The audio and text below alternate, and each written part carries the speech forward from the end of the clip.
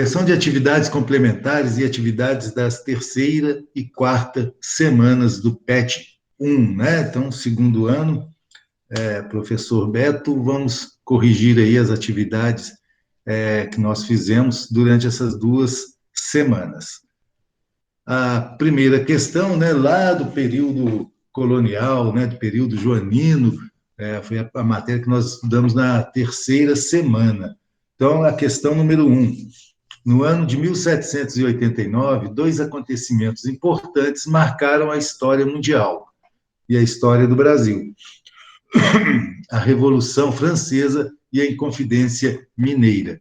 Estabelecendo uma relação entre estes 2 acontecimentos, podemos dizer que tiveram a mesma fonte de inspiração, fato que justifica a necessidade de conhecer a nossa história no contexto global. Sobre a Inconfidência Mineira, assinale o item correto. Ela inspirou-se no pensamento iluminista, fortemente difundido pela Europa, que pregava ideias de liberdade, igualdade e fraternidade.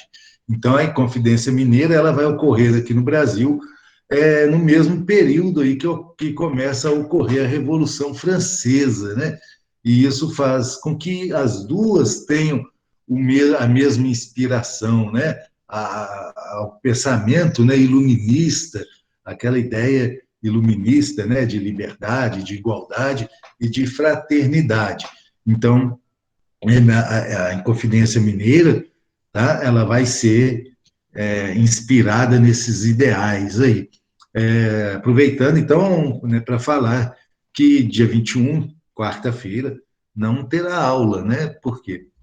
Dia de Tiradentes, né? Um dos líderes da Revolução, da Inconfidência Mineira, da Conjuração Mineira. Então, a questão número 2. Inconfidência Mineira e a Conjuração Baiana, o ideário da Revolução Francesa, que, entre outras coisas, defendia o governo representativo, a liberdade de expressão, a liberdade de produção e de comércio, influenciou no Brasil a Inconfidência Mineira e a Inconfidência Baiana. Por quê? Tá? Então, a Inconfidência Mineira ela foi inspirada nesses ideais, né? Nos ideais iluministas. A Conjuração Baiana, além de ter sido influenciada pelos ideais iluministas, ela também foi influenciada já pela Revolução Francesa. Tá? A Inconfidência Baiana ela é posterior à Revolução Francesa. Então, a resposta correta foi adotado por proprietários, comerciantes, profissionais liberais, padres, pequenos lavradores, libertos e escravos, como justificativa para sua oposição ao absolutismo e ao sistema colonial, né? Então, lá na França, lutavam contra o absolutismo, né? Aqui no Brasil, lutavam aí contra também, né, o absolutismo e o sistema colonial, né? Já que o Brasil ainda era colônia de Portugal. Então, a questão número 3. Os principais movimentos refletiram a crise do sistema colonial brasileiro, tiveram vários pontos em comum, mas apenas um deles discutiu a abolição da escravatura e contava com a participação das camadas mais pobres. Esse enunciado se refere à Conjuração Baiana, tá? A Conjuração Mineira, ocorrida, né, em 1789, ela tinha um dos seus aspectos era que a elite mineira, né, a elite escravocrata mineira, que proprietária de minas de ouro, foi essa elite responsável pela Inconfidência Mineira. Já a baiana não, né? A baiana ela ocorreu, né, pelos ex-escravos, por escravos, por pessoas mais pobres, né, por pessoas das camadas mais pobres da sociedade. Essa é uma das grandes diferenças entre a Conjuração Mineira e a Conjuração Baiana. Questão 4. A instalação da corte portuguesa no Rio de Janeiro, em 1808, representou uma alternativa para um contexto de crise política na metrópole e a possibilidade de implementar as bases para a formação de um império luso-brasileiro na América. Das alternativas abaixo, assinale aquela que não diz respeito ao período joanino, né? O período joanino é aquele período em que o Brasil, né, é governado por Dom João VI, né? É aquele período em que a família real vem para o Brasil em 1808 e fica por aqui, né, governando até 1821, quando Dom João VI volta para Portugal. Então, a resposta correta atendeu às exigências do comércio britânico, que conseguiu isenções alfandegárias. Por que acontece isso? Quando Napoleão invade, né, lá Portugal, e a família real tem que fugir de Portugal para vir para a colônia, quem faz esse translado, né, quem traz a família real, traz a realeza, né, cerca de 15 mil pessoas vieram de Portugal para o Brasil, foi a frota inglesa. Então, a Inglaterra, para fazer esse translado, né, para trazer a família para cá, exigiu depois isenções de impostos, né, dos seus produtos aqui no Brasil. A questão 5. Leia o texto.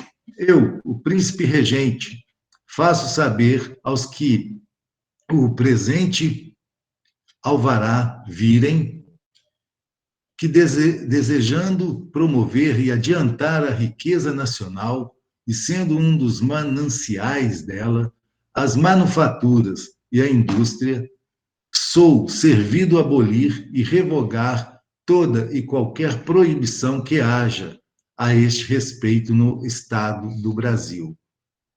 Alvará de Liberdade para as Indústrias, 1º de abril de 1808. Foi Bonavides, né, que fez nesse texto aí, né, adaptou esse texto. Então, o projeto industrializante de Dom João, conforme expresso no Alvará, não se concretizou. Que características desse período expliquem esse fato? Então, o que é isso aí? O Dom João, quando veio para o Brasil, né, em 1808, a família real veio para o Brasil, ele passou a permitir haver indústrias no Brasil, porque até então era proibido ter indústrias, ter fábricas aqui na colônia, porque nós, né, os brasileiros aqui da colônia, eram obrigados a comprar mercadorias somente de Portugal. Tá? Isso chamava-se Pacto Colonial. Então, o que era o Pacto Colonial? A metrópole só podia comprar e vender mercadorias. A metrópole, não, desculpa, a colônia só podia comprar e vender mercadorias da metrópole ou para a metrópole. Quando Dom João vem para cá, devido à falta de produtos, né, que eles eram acostumados a usar na Europa, ele vai começar a permitir que haja indústrias no Brasil. Porém, isso não vai se concretizar. Então, quais características desse período explicam esse fato? A dependência portuguesa da Inglaterra e o predomínio industrial inglês sobre suas redes de comércio. O que é isso?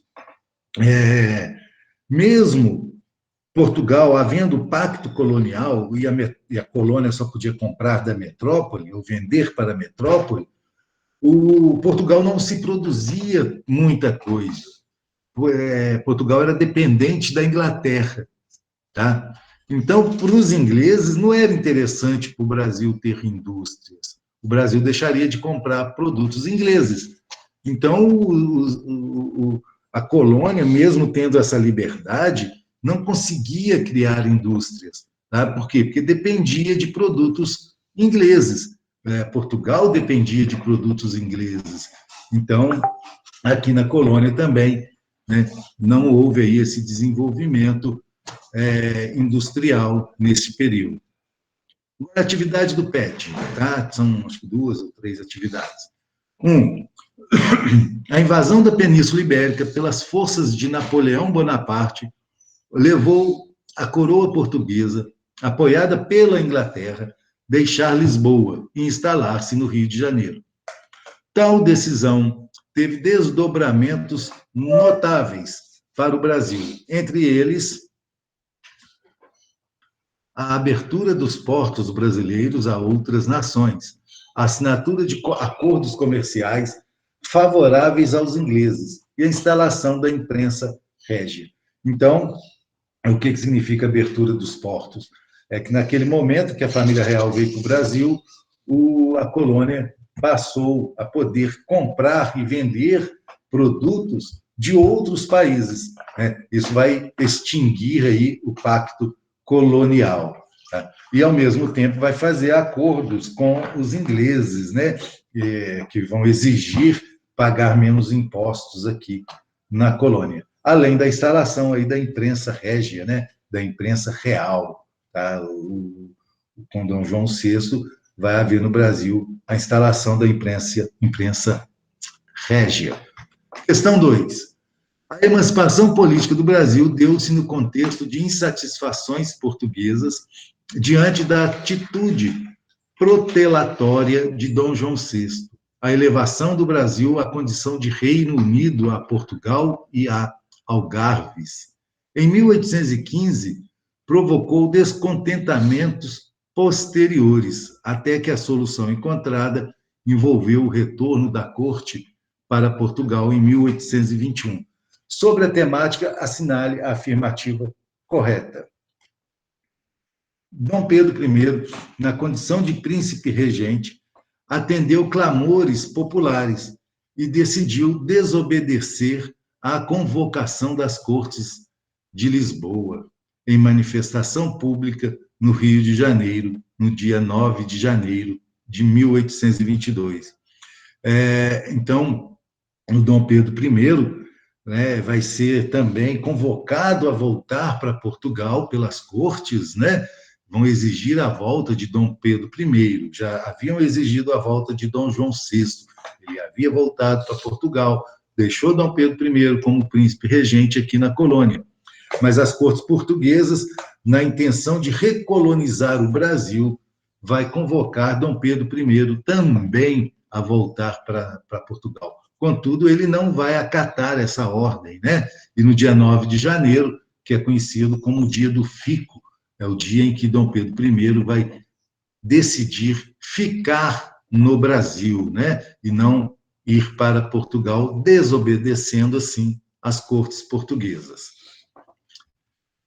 Questão 3. Os versos populares a seguir, do tempo em que a corte portuguesa instalou-se no Rio de Janeiro, eram uma alusão à corrupção das elites econômicas e políticas da época. Quem furta pouco é ladrão, quem furta muito é barão. Quem mais furta e esconde, passa de barão a visconde. Como eram as ações das elites econômicas e políticas no Brasil, de acordo com os versos acima? Resposta aí, né? As ações das elites econômicas e políticas no Brasil eram sempre promíscuas, né? Sempre havia aí uma promiscuidade, né? Um desleixo com a ética, né? Com a moral. Então, essas elites no Brasil sempre, né, utilizaram do dinheiro público. O Brasil é um país extremamente maculado pelas práticas de corrupção, que são tão comuns desde o início, com a instalação da corte portuguesa. Então, o Brasil, corrupção no Brasil não surgiu hoje, nem ontem, nem há 10 anos. A corrupção no Brasil, ela já vem aí, né, essa relação aí com o dinheiro público, né, a utilização do dinheiro público em benefício próprio, vem desde a instalação, né, da corte portuguesa. Digo mais, vem antes mesmo da corte portuguesa, já havia corrupção, tá? Então, letra B. De que forma os brasileiros têm reagido à corrupção em nossa história? Os brasileiros, muitas vezes, são omissos frente à corrupção instalada no país. Todos os anos de eleições, os brasileiros acabam por escolher as mesmas figuras carimbadas, que se posicionam sempre de maneira corrupta e ilegítima, né? Então, nós temos aí a mania, né, o costume, aí, a tradição de votar naquela pessoa que acaba que a gente sabe que é corrupta, que se envolveu com corrupção, mas acabamos votando nela, né, principalmente por favor ou por venda de voto. Então, as pessoas acabam votando nas mesmas pessoas. Pesquise denúncias de corrupção na história recente do Brasil e crie uma campanha de combate à corrupção. Essa era mais individual, né? Cada um aí ia pesquisar, alguns iam falar aí a respeito de mensalão, petrolão, rachadinhas, compra de votos através de emendas parlamentares. Então, existe aí uma sequência aí de momentos de corrupção no Brasil, né? Compra de deputados lá atrás também, para a criação de eleições, né? Reeleições, né? Os presidentes poderem ser reeleitos. Então, existe aí vários momentos de corrupção no Brasil. Agora, a atividade avaliativa, né? A outra atividade avaliativa sobre a independência do Brasil. Um dos fatos que fizeram o processo de independência do Brasil ser diferente das demais nações da América Espanhola foi a vinda da família real portuguesa para o Brasil, né? Então, na América Espanhola, e não houve essa vinda da família para morar, né, da família real morar na colônia. O que diferencia aí foi essa vinda da família real. Observe atentamente o quadro de Pedro Américo, Independência ou Morte. Né? Nós vemos aí o quadro.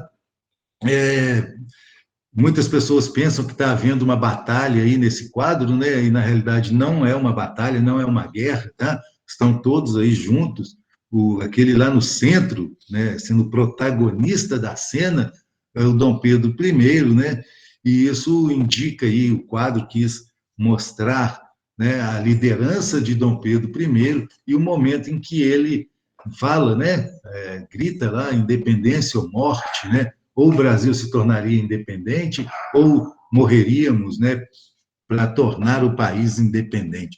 Esse quadro foi pintado muitos anos depois. Essa cena provavelmente não aconteceu dessa forma. E o Pedro Américo ele vai ser contratado para pintar um quadro que ele não fazia a mínima ideia de como tinha acontecido, mas deveria ser um quadro que enaltecesse a imagem de Dom Pedro I. Então, ele pintou o quadro dessa forma, e é um quadro muito famoso no Brasil, tá? Mas ele não retrata aquela realidade daquele momento. Provavelmente não houve essa cena aí, tá? Lá nas margens do rio Ipiranga, lá. A pintura exalta a figura de Dom Pedro I como o único protagonista do processo emancipatório brasileiro. Então, agora aí a questão 3. No tempo da independência do Brasil, circulavam nas classes populares do Recife trovas que faziam alusão à revolta escrava do Haiti. Marinheiros e caiados, todos devem se acabar, porque só pardos e pretos no país hão de habitar. Tá? Então, o período da independência do Brasil registra conflitos raciais, como se depreende dos rumores acerca da revolta escrava do Haiti, que circulavam com a população escrava e entre os mestiços pobres, alimentando seu desejo de mudança. Aqui no Brasil existia, né, o temor ao haitianismo, tá? Ou à haitianização, porque lá no Haiti ocorreu uma revolta de escravos, ex-escravos, negros, pardos, e que tomaram o poder, implantaram uma república, né? Uma monarquia e depois virou república, mas lá, o importante aqui é que lá no Haiti ocorreu, né, essa revolta, e a elite brasileira tinha medo, tinha temor que ocorresse também aqui no Brasil essa haitianização, né? essa revolta que ocorreu lá no Haiti, que ela se refletisse aqui no Brasil também. Atividade 4. Independência do Brasil. A independência do Brasil, em 1822, foi fruto de uma série de fatores, cujo ponto de partida se pode localizar na vinda da família real para o Brasil em 1808. Com a corte no Brasil e a sede da monarquia para cá transmutada, deflagrou-se uma verdadeira inversão de papéis, tornando-se Portugal uma colônia de uma colônia sua. A tentativa de Portugal de reverter essa situação e tornar-se novamente metrópole do Brasil foi revelada de forma mais contundente através da Revolução do Porto, de 1820. A Revolução do Porto foi aquela revolução em que os portugueses se livraram ali dos ingleses, né, que dominavam a política portuguesa após a expulsão das tropas napoleônicas, né? Então, lá em Portugal aconteceu uma revolução em que tirou os ingleses, né, a influência dos ingleses na política portuguesa e exigiu a volta de Dom João VI para Portugal, né, para governar Portugal, porque os portugueses queriam recolonizar o Brasil. Tá? Então, uma das formas para começar a recolonização era voltar o rei de Portugal, né, a ser português, né, e não mais morar aqui na colônia. O que vai acontecer, né? Dom João VI volta para Portugal, em 1821, e deixa aqui no Brasil o seu filho, né, Dom Pedro I, como sendo regente. Sobre a independência do Brasil, é correto afirmar o projeto vencedor contemplava a manutenção da escravidão, a separação entre Brasil e Portugal e a continuidade de Dom Pedro no trono, né? Então, quem venceu aqui a independência, né? Quem proclamou a independência, o projeto que saiu vencedor aqui no Brasil, na colônia, tornando o Brasil independente de Portugal, era um projeto que queria manter a escravidão, né? Não queria libertar escravo. Era um projeto que queria separar o Brasil de Portugal, tá? Mas não queria acabar com o vínculo com Portugal. E a continuidade de Dom Pedro no trono, né? Já que o Dom Pedro tinha ficado no lugar de Dom João, que ele continuasse no trono, né? Que fosse instaurado uma monarquia como forma de governo aqui no Brasil. É assim, termina, né, a correção das atividades, mais tarde ela vai estar lá no nosso canal, lá do YouTube, tá bom? Pois vocês vão lá, inscrevam-se no canal e assistam novamente essa aula, né, para tirar alguma dúvida que restar.